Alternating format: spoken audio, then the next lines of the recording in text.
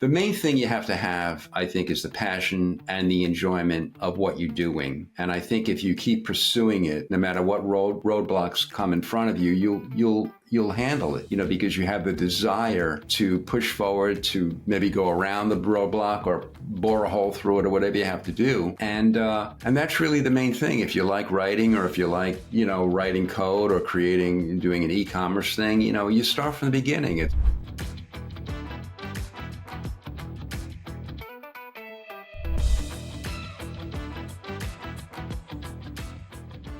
If you're considering retirement or you're currently retired and you want to know how online business can help you in that part of your life, well, today I have a guest who is showing the world how to use online business really as a vehicle for both enjoyment and financial gain in your retirement years. On this episode of Humans of Flippa, I have with me Marty Geller, and he is a retired 74-year-old business owner who recently sold his business, which largely includes a YouTube channel consisting of educational videos to inspire people's creativity using Photoshop as their tool. And I think this is a really wonderful story that can hopefully inspire anyone at any age to get into the online space and to see how, as I mentioned before, how it can be used both for enjoyment and potentially as an answer to your financial needs. So on that note, Marty, welcome to the show, and how are you doing? I'm doing great. Thanks for inviting me. By the way, last week I turned 75. So 70. Yes, we talked about that. Yes. Well, happy birthday again. I know we talked on your birthday last time, and yes. it was my honor to do so. So thank you for joining me at that time too. Okay. Well, Marty, can you start us off by just telling me a little bit more about yourself, how you got into YouTube specifically, and maybe I guess your career path and your interests that led up to how you made the decision to do that, and your experience with that, and just to where you got now, pretty much. Okay. So I guess I could start by saying that I'm a professional graphic artist, illustrator, art director. I worked at NBC for 35 years. Went to art school back in the early days, analog days of the 1970s. Went to Pratt Institute, and was hired by ABC and then NBC. And I was there for 35 years, working on different shows. When I retired, my son-in-law recommended, I retired when I was 60, actually. It was in 2010. And YouTube was a few years old. I think it was like 2006 or 7. I'm not sure when it started. But in any case, he said, you were doing stuff on air for Late Night with Conan O'Brien at the time, doing these silly things. Why don't you, do sort of like a video on this YouTube thing? And I said, sure, why not? It seemed like fun. And and then soon after, YouTube contacted me, said, you want to be a partner?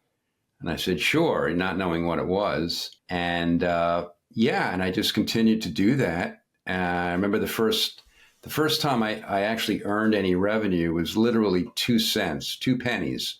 And I was thrilled. I told my wife, hey, it's a revenue stream, this thing, I can just continue that, and was fortunate to start when I did. Actually, it was 2011. Yeah, I started YouTube about a year after. I was doing other things prior to that. But couple of years ago, it reached over 1 million subscribers, which I was thrilled about, really honored. And so while I was at NBC, I worked on Photoshop and a couple of other Adobe applications. And I thought, let me continue teaching this Photoshop because it's a wonderful way to expand your creativity. And I kept doing it for 3 reasons, really, why I kept doing the YouTube thing. One is that it was a creative outlet for me. The second thing was helping people, and that really meant a lot to me. That's really the main reason I was doing it. I really enjoy reading the comments. I got people jobs, through my tutorials. I helped fathers with autistic children that for some reason gravitated towards my videos. And the third thing was a revenue stream. So it's great for retirement, as you mentioned. So I got at this to this point where I sold my business, and through Flippa, who did a fantastic job, and we can get into that. And I essentially restarted a new Photoshop channel called Photoshop Art House.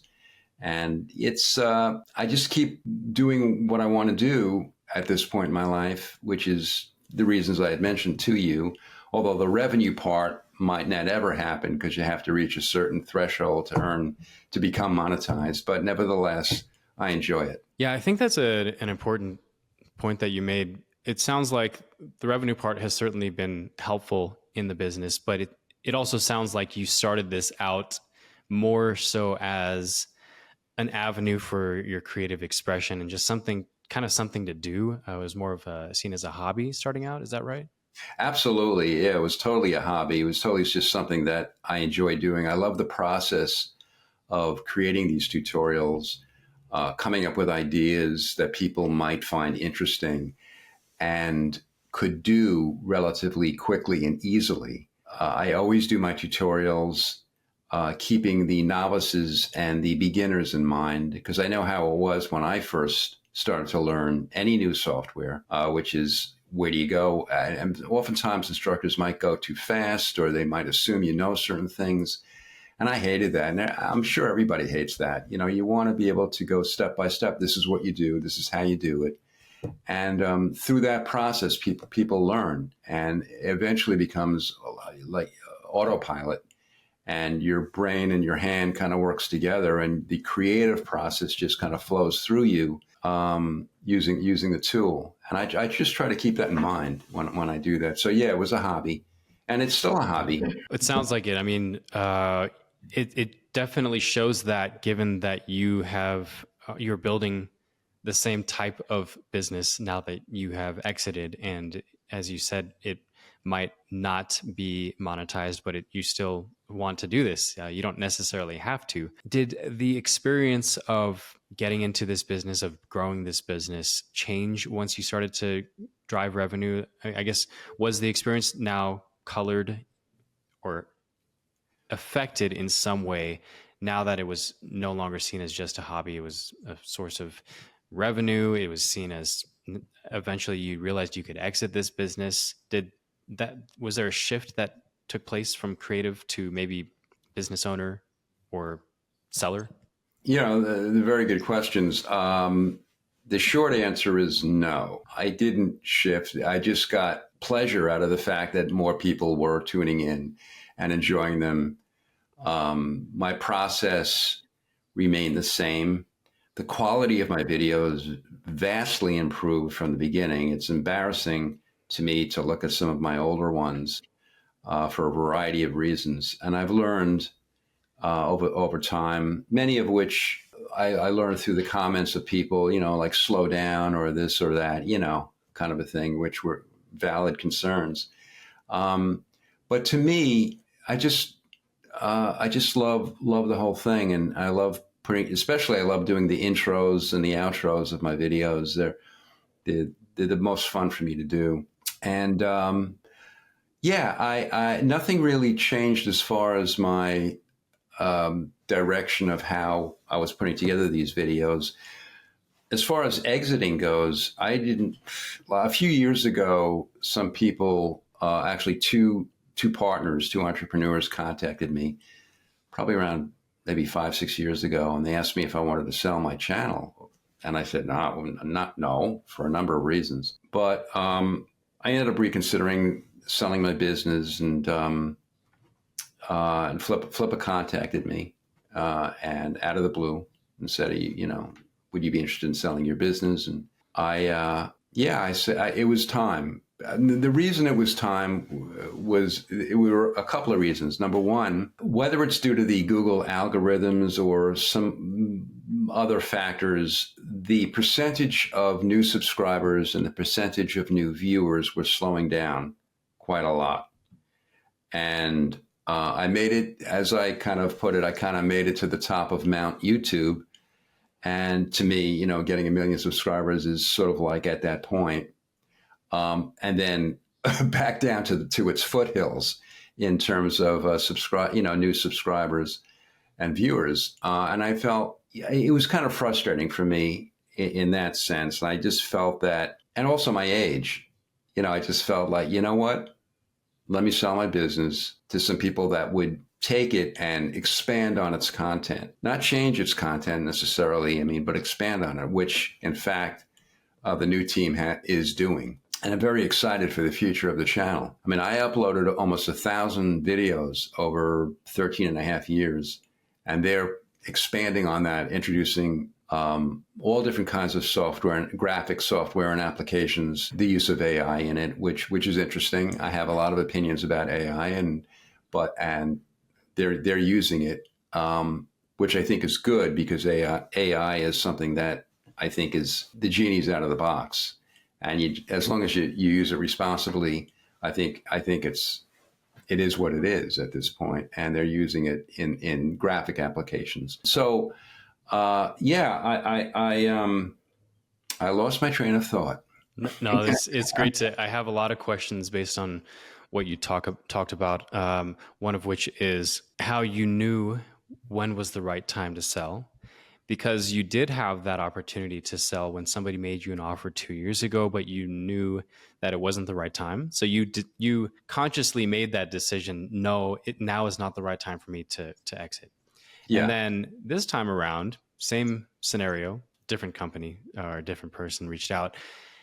And this time you knew it was the right time. So maybe we'll go quickly to the sellers or business owners, anybody else who has a YouTube channel or YouTube based business, about how you know is the right time to sell.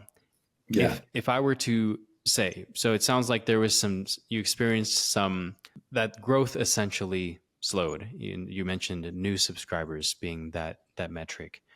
And I think that's a very common point where you were the right person to get from 0 to 1 million. And now it's going to take some new energy, resources, team, whatever you want to say, videos, topics, to get from 1 million to that next phase. And so, and I hear that from several sellers, like they just knew that they weren't that person, or they didn't want to be that person to learn the skills or to kind of get themselves together and pumped up to go to that next phase. Is that kind of what you were describing right there? Absolutely. No, that's perfectly described. Yeah, and that's exactly what happened. The planets aligned, so to speak, and the timing was perfect. And I'm glad I did. I'm glad I did exit out of it. And but I'm still doing what I love to do. It's the journey, not the destination, as they say. So yeah, I'm just glad I did it, and I have really good feelings about the direction that the channel is going to. And Yeah. Well, let's jump to that question now about Sure. just the experience of actually selling the channel, negotiations you had, certain questions that came up that maybe you didn't realize were important, shifting from your mindset of being this person who makes educational videos, this creative, to now having to get this thing in order to be a polished business that's in a position to be sold and transferred over, and something that would be a desired acquisition now, which is a very different way of speaking about the baby that you created. Can you walk me through that process? Sure. So Flip is really great in the sense that they're very, very organized, and they make it easy for people like me who are not necessarily I don't have a great business acumen. I'm not even a highly technical person, really, but they streamlined it and made it very, very easy. Their communication is fantastic. They were able to get interested investors look at my channel, and they have a whole chat section in there where interested parties could contact me through Flippa, and I answer them through Flippa again. Or I could just email them directly, but I always like to do it through Flippa, so there's an actual paper trail, so to speak. Dozens and dozens of people contacted me, some more serious than others. And they also vets these people too. You can't just, I mean, they check their bank, well, not bank records, but the credit card has to be put in, their names and their addresses and whatnot. Hmm. So as a seller, I feel more confident, than just having somebody, some random person contact me. And yeah, so, and then there's if people that are interested, they sign is it an LOA? LOI, letter of LOI, intent. Hmm. letter of intent. And then, I'll sign it, and then we would discuss things going on. And then eventually, the seller, if you're going to sell your business, there's an actual form that you go through, and they handle Flipper, you guys handle everything, and make it so easy. And my manager, his name is Nelson, is just wonderful. Yeah. And he mainly does YouTube, I believe, YouTube transactions. That's correct. And he was just great. And I had questions regarding, because the buyer wanted to also have access to my channels, Facebook or Instagram, that kind of thing. And so Nelson was able to handle that for me, because I didn't really know, because I had 3 different Facebook accounts, personal accounts, and he was able to go through, which one was the brand account and which one. He handled all of that, Okay. and he made it really, really easy, because there's no way I would have. I mean, I tried to figure it out, and I just couldn't do it. And he was able to, and this is post sale or around that time, so he didn't even really have to do this, but he did, which I really appreciate. For transferring the assets over to the buyer, Correct. you mean? Correct. I see. Yeah. Yeah, I think that's an often overlooked part of the process. People think there's the sale and that's it, but it's oftentimes transferring an online business is more than just handing over the login credentials and just kind of Yeah. wiping your hands of it. There's an actual process, and there are a lot of things that you don't know that you need to know as a seller or just somebody who's used to just running the thing. Yeah. It's a very different just phase of this business of the exiting and the transfer. And as you said, you felt like you didn't have some of the, maybe like the prerequisite business acumen or technical skills. And I think a lot of people think they need to have all of that, but I think that just goes to show why we exist. To fill in those gaps and to tell you what it is that you don't know, or that the things that you might want to know that are important. So I'm glad you had a great experience in that regard. Yeah, I mean, it's almost like an agent, so to speak. The intermediary between the buyer and seller. That's exactly what Flipper does, and they do it, really well, and they make it very, very easy for, I think, the buyer and the seller to have as seamless transaction as possible. Yeah, yeah. I'm gonna jump really quickly to maybe a different type of listener right now. For anybody who's listening, who's a little bit older, or just anybody who questions if they have the prerequisite experience to even get into this space. Maybe there's a feeling of like this is kind of an exclusive niche, the online business niche. In your opinion, I mean, this was your career as a creative, but in your opinion, how much experience do you think is needed before you get into this space? For maybe speaking to anybody who is kind of like they want to be in this space, but they don't know if they have what it takes, or if they have the education or the right skill sets. So when you say space, you mean you specifically YouTube? I mean, I guess anything if regarding just being Okay. an online business, whether it's e-commerce or YouTube or writing blogs.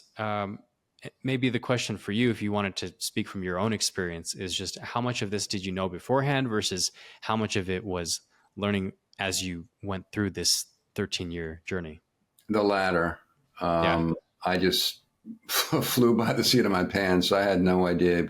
I mean, it just there was an opportunity to upload videos on this thing called YouTube, and as a visual, as an artist, a professional, retired artist now, it was just a no-brainer. It is a visual medium, and I was able to get. It's almost like having a TV show in a sense, and people can tune into your channel and watch what you have, watch the content, which is just like a TV show, And if they can get something out of it, great. But I was learning as I went along. And, YouTube made changes along the way with things. But, when I was at NBC, I basically, my career went through 3 different phases in terms of how I produced artwork. In the beginning, it was all analog. So everything that I learned, that I did, I learned when I was at Pratt. And there were no computers back then. It was all real airbrush, real paint, that kind of a thing. And then in the 80s, started to get into the digital realm. I worked on a tool called the Quantel Paint Box, which was like the first foray in computer art. And it was relatively primitive, but it did the trick. And that became like the workhorse of all on-air television departments around the world. And then Photoshop came in the early 90s. And then it became the technology of Photoshop became powerful enough to create digitally without compromise. And I never looked back. As far as getting it into, the main thing you have to have, I think, is the passion and the enjoyment of what you're doing. And I think if you keep pursuing it, no matter what roadblocks come in front of you, you'll handle it. Because you have the desire to push forward, to maybe go around the roadblock or bore a hole through it or whatever you have to do. And that's really the main thing. If you like writing, or if you like, writing code or doing an e-commerce thing, you start from the beginning. It's a very, nobody starts with, fireworks. Everybody starts from the very beginning, baby steps. And if you can put one foot in front of the other, they say, Lao Tzu, the Chinese philosopher, said, "A journey of 1,000 miles begins with a single step," and I think that applies to everything in life. If you want to do something, you just take your baby steps, keep doing it, and then all of a sudden you can look behind you and say, "Wow, I just traveled a mile," and you just keep going, as long as you enjoy it, if that makes sense. Yeah, and I know. As I learned a little bit more about you, and you're saying it's not going to be fireworks right out the gate. I think it just comes down to a little bit of experimentation and going with what you enjoy. Because I'm aware your YouTube channel is not your only thing that you've experimented with. You have an art background, and you have an existing e-commerce store, or several e-commerce stores based on your artwork. Did you want to share a little bit about that? Sure. Yeah, and absolutely. So I split my time between doing my YouTube tutorials and also creating my own personal artworks that sort of act as an homage to 20th century art genres, that I love. I love most of them. And I try to replicate that look, that feel. It's almost like an actor approaching a role. You want to become that character. And I try to learn what each art genre, what the artists were doing within each art genre, and I do a lot of research on it, and I enjoy replicating that look. And so as a designer, I don't have a particular style of art. I have many styles, all based on different looks and feels, and I try to do right by them. So I have my artwork that I create digitally in Photoshop. Okay. I don't use AI, I don't use Midjourney or Leonardo or any of that. It's basically just all the tools in Photoshop. And many of these pieces that I have are sold on different sites: Redbubble, Society6, Urban Outfitters, a couple of galleries in Europe have, sold. They have online Etsy. I think they're involved in Etsy, and so yeah, that's really nice and to know. And many of my pieces are. I was mentioning before we started recording that some of my pieces, some of my posters, have been third parties have been selling it because they think they're original to the era that they represent. So I might have 1920s and 1930s in the posters. If it's an exhibition poster, I have 1920 on it. They think it's in the public domain, so they use it, and I have to contact them and say, no, I designed this in 2016 and based it on the principles of the art movement, blah blah blah. But yeah, so it's such a thrill, and I'm so humbled and honored that people would think highly enough of my artwork to hang it in their office or their home. I mean, I'm just so thankful and blessed and that people think enough of it to do that. And I had two posters, by the way. I had two posters of mine in the 1923 movie produced by A24 starring Nicolas Cage called what the hell was it called? I forgot the name of it. I forgot the name of the movie. But anyway, it was a movie nonetheless that starred Nicolas Cage. So yeah. But Dream Scenario was the name. So I have two posters in there, which was really nice. And that was discovered by a set decorator for the movie on one of the merch sites, Society 6. She saw I've done like a couple of dozen Bauhaus posters, and she saw it and wrote to me and blah, blah, blah. That's awesome. And so, I have my own, line of artworks, prints that I have limited edition prints that people also can buy, that I sign a number, very, very limited, like a limited of 10 in each edition. Between that and my new channel, Photoshop Art House, keeps me busy, Yeah. When we were starting out this episode, I was thinking this would be most relatable to those who talked about like thinking about retirement or in retirement and what to do with your time or your money or in the online space. But I think this is also a conversation for the creatives, because I think there's, I don't know, maybe like a pressure to, when you're building an online business, there's a pressure to think about what the market wants as opposed to what you want to create. And so I think there's this, like, you could have created a YouTube channel based on you researching keywords about what was the most popular thing and kind of just created a category and videos around what the market wanted as opposed to what you actually enjoyed, similar to art pieces or e-commerce. Let's just say e-commerce. You could have created something that was completely, I guess what I'm trying to say is it was completely it became a non-creative pursuit and more of a commercial pursuit.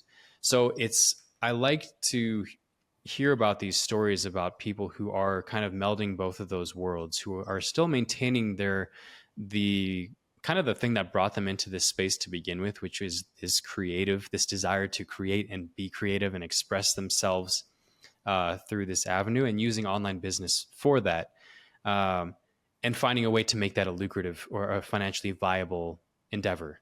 So did you ever feel like, was it always about the creativity, or did you ever feel like as you were going through this online space and you discovered keyword research or just business that you felt compelled to create content that wasn't based upon a creative desire, but more of a commercial desire? No, I didn't. And that's probably one of the reasons why my channel started to lose its number of not lose subscribers, but have less subscribers per given a period of time and views. I never did that. It was all about the creativity and trying to teach a tool and trying to get people to get inspired using that tool. And the business aspect of it was never the part of it. And I think that the people that I pass the torch to are in fact using all the tools they can to maximize viewership and subscribership. I just didn't have the desire to get into that aspect, especially in retirement. It's a hobby. It's something that I enjoy doing. I didn't want to make my decisions based on business. Yeah. It just, not at all. And people wanted to tune in to learn something and to just, or just for whatever reason, they tune in. And if not, they don't. Yeah, that is a really common thing that I've heard as well, which is, I know I mentioned, it's time to sell when you realize that going from 0 to a million is different from going from a million to the next level. Oh One yeah. of one of the other things is that I've heard is I love the building phase. I love being the creative. I don't love so much the scaling, the operations, the pretty much the business side, the thing that you just described. And some people are the complete opposite. Yeah. They That's what they like to do. They love to have something that they know is working, that they can identify these growth opportunities, they can see the weaknesses, they can see the unexplored areas, and that makes them excited because that's for them, that's where they can see how they're going to take this to the next level. So it makes this really nice symbiosis between the creatives and the, I don't know, the more business focused people, the scalers, the growers, the acquirers. So I think that's another good way to like, if you're searching for how, if you're ready to sell, then that might be another way, is I think what I'm trying to say. Absolutely. No, I completely agree. Yeah. Nice. You went through this process with, I think, multiple interested buyers, Yeah. and eventually the person who became the buyer. Hmm.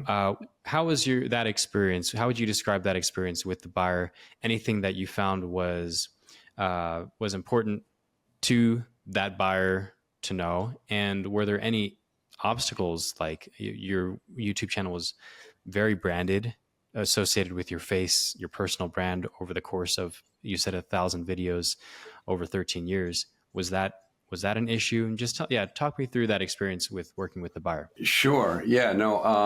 Initially, the buyer always had a lot of questions, but it got to the point where he was satisfied with, after doing research on it. But his concern, he did have a concern about my channel having me as most YouTube channels have a host or a team that the channel's associated with. But given the fact that I did have a base of 1 million subscribers, he knew that he had a large audience to build upon. Anything that he was concerned with, he was able to convey to me, and vice versa. I remember after we signed the letter of intent, I was up half the night because I'm thinking I did have a number of concerns that I voiced to Nelson, and as well as to the buyer.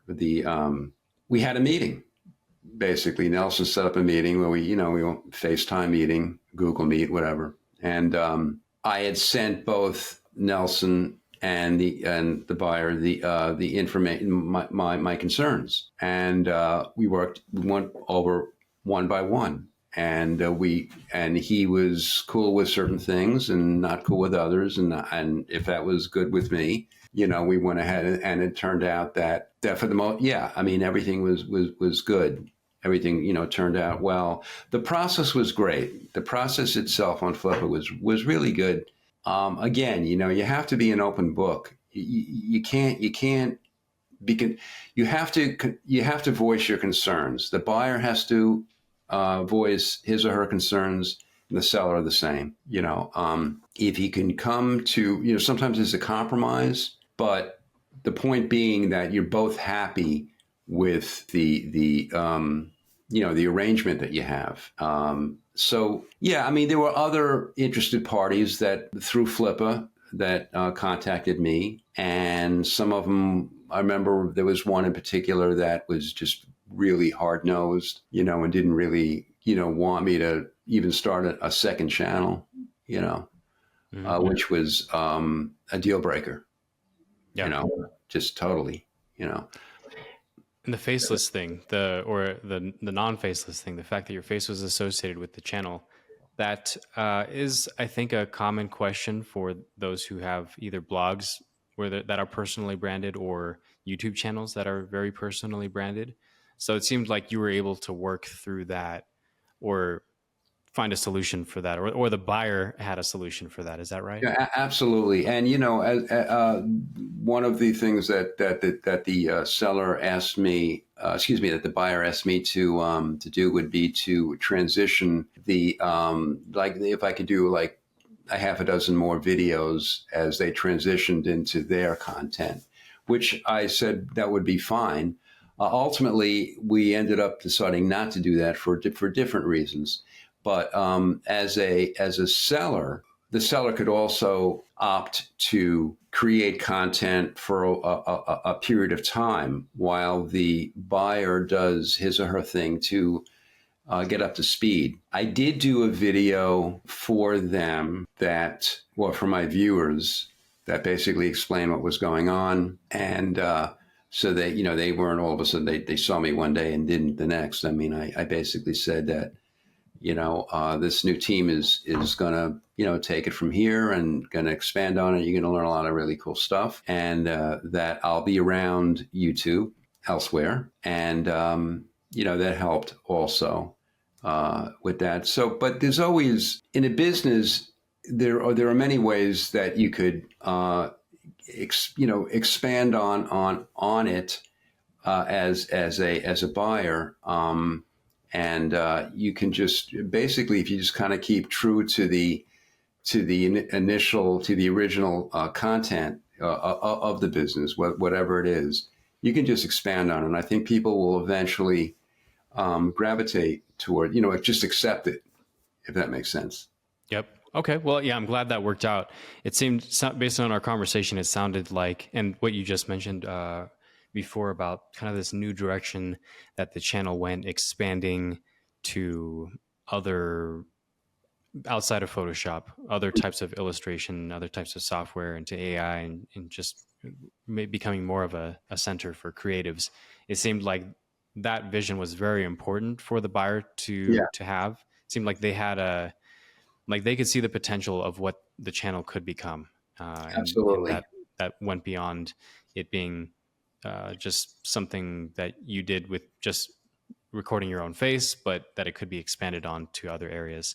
And I think that's a good point, because a lot of people will also think that because they don't see a path personally for how they could sell their business, some will just stop the business entirely, or they'll just shut it down and not and exit it at zero instead, which is I definitely recommend people, even just if they're considering exiting, to just post the business as it is, or just talk to a broker and just learn about what it could, if there is a market for this, because it's still a small space.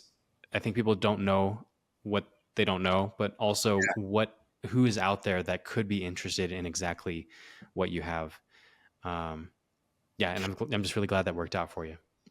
Yeah, no, absolutely. And it's a good point. I mean, you don't know what you have. If you're thinking of, if exiting isn't something that crossed your mind, you should really consider not exiting and looking into entertaining the possibility of selling your business instead, because you know what? There's a good chance that somebody would be very interested in picking up where you left off. So, I mean, why not? Yeah. And when I say exiting, I do mean selling, but I guess there are two ways of exiting. One is that you sell it for something, or sell it for zero. Pretty much, you've exited in either way. Yeah, or not sell it and get zero. Right. Yeah. Exactly. I think that's what I was going towards.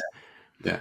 Awesome. Well, Marty, what are some ways people can connect with you, stay in touch with you? I know you still have an online presence. Some people might just want to chat about either what we talked about regarding the having something leading up to retirement, in retirement, or being a creative who wants to get more into the online side of things to combine both of those worlds.